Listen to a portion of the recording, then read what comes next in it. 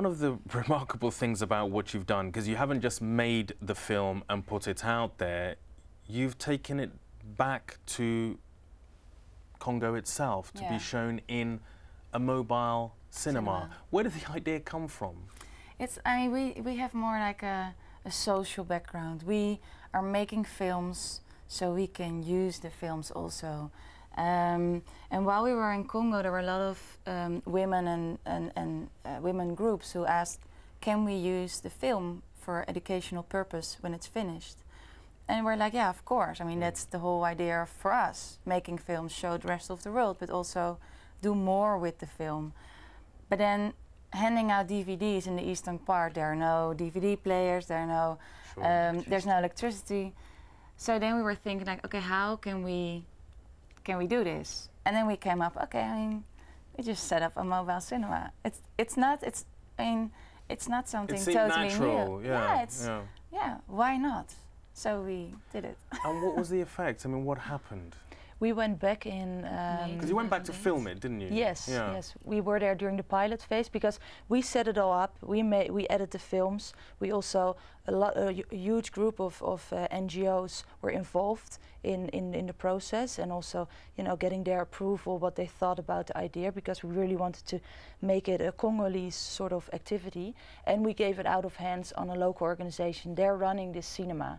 So from now on we're not really involved, but we were very interested, of course, what the outreach was, and that was enormous. Like, we had viewings where between 2,000 and 5,000 people would come and watch the film, and after the film is screened, you have an open debate, so people will tell what they have experienced during watching the film, or other things that are on their minds and hearts. Did you expect that though? I mean, 2,000 to 5,000 people turning up, you know, anywhere in the world, let alone in Eastern Congo, is a huge... Maybe we did. Did you really? In a way. Yeah. I mean, it doesn't exist in the eastern part. You must imagine it's like a huge screen on a public square.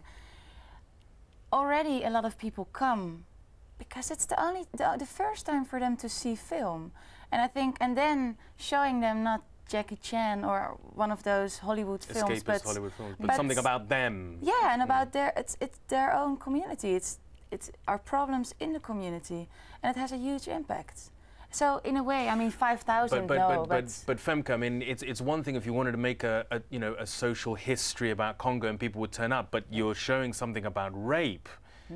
You know, maybe, I mean, I would have thought if I'd made it, are people going to turn up? Are people not? You must have thought that people are not going to want this shown publicly. Do you see what I mean? Yeah. Yeah, I think I don't know, we've been working on this for such a long time with a good feeling, and the thing is, we know the power of film, and that's enormous. And if you see everywhere in the world we use film, but in third world countries it's difficult because it's equipment and that will break down. So let's just let them use drawings that they've been using like for the last 15 years. I think there's a time now that they were ready for this, and I think the population as well. But we knew because of something, the cinema thing, that already draws a lot of attention, and people will come. And like, some people were maybe disappointed that it wasn't a Jackie Chan, but they did watch, and they got like a lot of information. The message, yeah. And how widely has it been shown? It's actually it's going. I don't know. We don't have the figures yet, but it's showing in the province of South Kivu.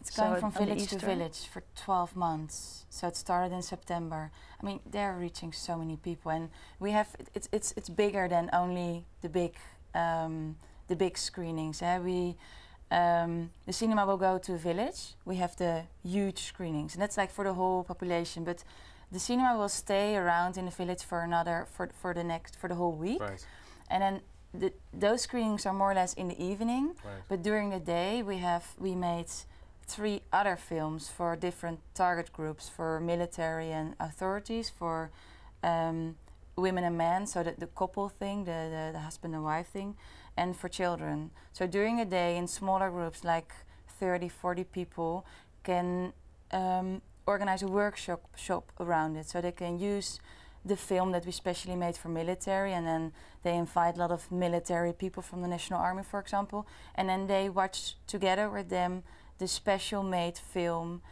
and it goes deeper. So you have, for example, a 10 minutes clip and then a discussion. There's a moderator who talks with the military about why do you rape, and so that's our extra activity. So I don't know how many people will reach, but a lot. But it's gone beyond simply mobile cinemas reaching huge numbers now, because you're doing another project now, aren't you, which takes it even further, looking at not only the survivors of the rapes, but the perpetrators themselves. And you said that you were showing the films to military and fighters. Can we just, before we go into that, just also add that before we set up the mobile cinema, first we went back to every single person who is speaking in a film to show them first the film. And what was their reaction? They actually, all of them were really impressed. It was for them also nice that journalists came back and showed the final result. They really found it interesting also to see the other characters. They also, like, they had similar stories, and was it harrowing for them to see it? No, it was surprisingly how much they, because we thought, you know, we made the film for a Western sort of audience, and we were amazed that after seeing it once, they took out all these little details, because there are small details in, like, very subtle sort of messages. They took it all out, and they thought it was great. And the men, the military that are in Fighting the Silence, they were shocked as well, because the thing is, with this film and showing the film, people don't hear it firsthand from the victim because of the taboo. So it's breaking through the silence is enormous with this mobile cinema, and also showing it to the victims. And it actually helped the victims. Like, not all the victims knew each other, and then it was sort of helping them. Wow, there's someone else telling the story as well, so I'm not alone.